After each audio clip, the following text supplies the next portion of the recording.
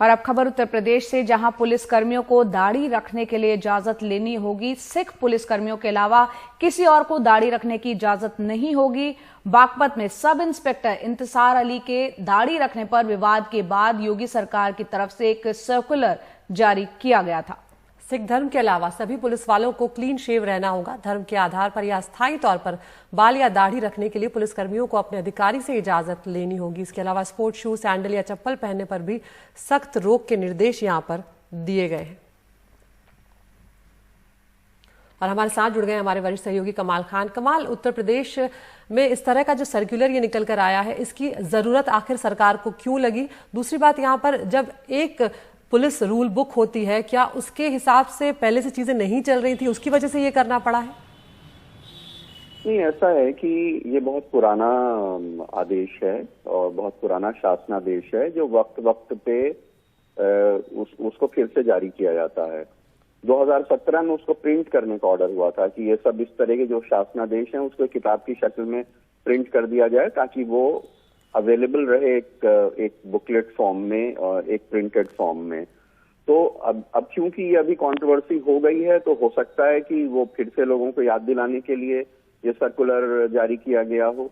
लेकिन ये इन आदेशों में ये है कि आप सैंडल नहीं पहन सकते, चप्पल नहीं पहन सकते।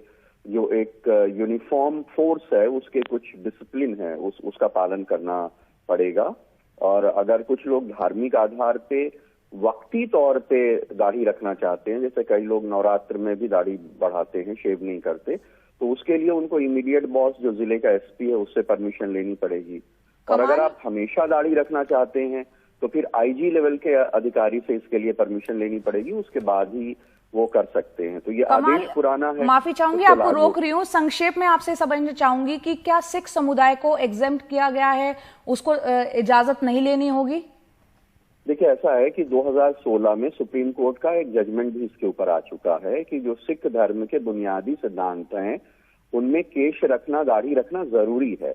लेकिन इस्लाम के जो बुनियादी सिद्धांत हैं वो 5 हैं। एक ईश्वर में विश्वास करना, उसके पैगंबर मोहम्मद साहब में विश्वास करना, नमाज पढ़ना, रोजा रखना, हज करना, ज़कात देना यानी दान देना। इसके ये 5 ही सिद्धांत हैं। इस्लाम में दाढ़ी रखना जरूरी नहीं है और इस्लाम में शेव करने के ऊपर पाबंदी नहीं है।